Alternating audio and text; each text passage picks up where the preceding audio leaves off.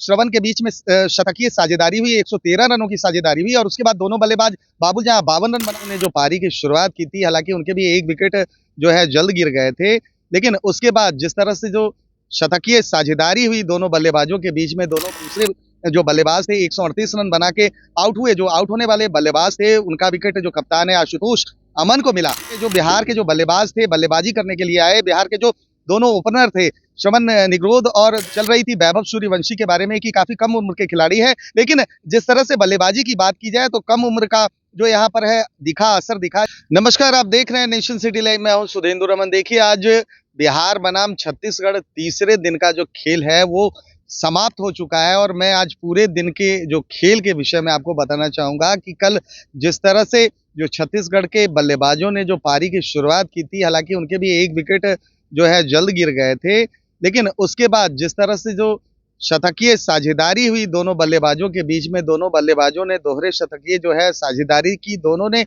Century लगाया। उत्कर्ष सिंह की बात की जाए तो 134 बनाकर वो नॉट आउट रहे, वही दूसरे जो बल्लेबाज थे 138 रन बना के आउट हुए। जो आउट होने वाले बल्लेबाज थे उनका विकेट जो कप्तान है आशुतोष अमन को मिला। उसके बाद की जो बात है, जब जिस तरह से 329 रन बना के छत्तीसगढ़ ने जो है पारी घोषित की 2 विकेट पर, उसके बाद भारतीय जो क्षमा करे जो बिहार के जो बल्लेबाज थे बल्लेबाजी करने के लिए आए, बिहार के जो दोनों ओपनर थे श्रवण निग्रोध और दूसरी तरफ वैभव सूर्यवंशी के लिए जो आज का दिन खराब रहा। और बताऊं कि एक बार फिर से बल्लेबाजी में वो फ्लॉप साबित हुए, आज भी 0 के स्कोर पर वो आउट हुए। जिस तरह से लगातार जो चर्चाएं चल रही थी वैभव सूर्यवंशी के बारे में कि काफी कम उम्र के खिलाड़ी है, लेकिन जिस तरह से बल्लेबाजी की बात की जाए तो कम उम्र का जो यहाँ पर है असर दिखा। जिस तरह से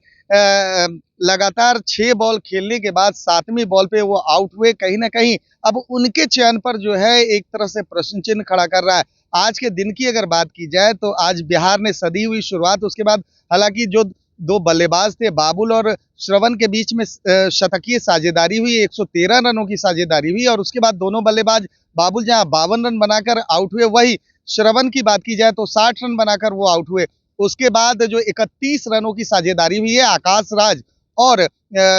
शकीबुल गनी के बीच में जो साझेदारी हुई, कहीं ना कहीं बिहार को अब है जिस तरह से ये जो मैच चल रहा है अब काफी रोमांचक दौर में आ गया है। जिस तरह से अभी भी 77 रन बचे हुए हैं पारी से,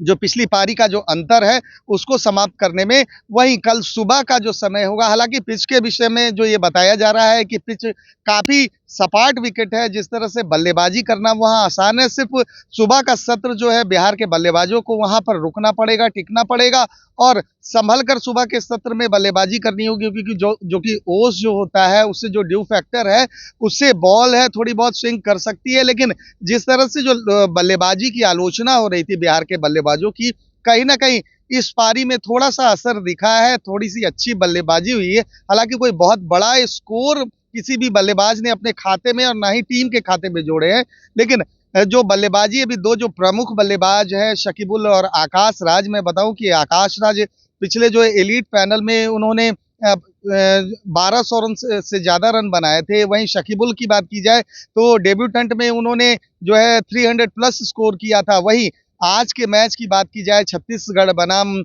बिहार, तो कल का जो दिन होगा, चौथा दिन है, अंतिम दिन है, बहुत ही महत्वपूर्ण रहने वाला है और खासकर सुबह का जो सत्र होगा उस समय संभल कर बिहार के बल्लेबाजों को बल्लेबाजी करनी होगी। अभी 144 रन पर 3 विकेट बिहार खो चुकी है। अभी आने वाले बल्लेबाज विपिन सौरभ, जिन्होंने पिछले मैच में पिछली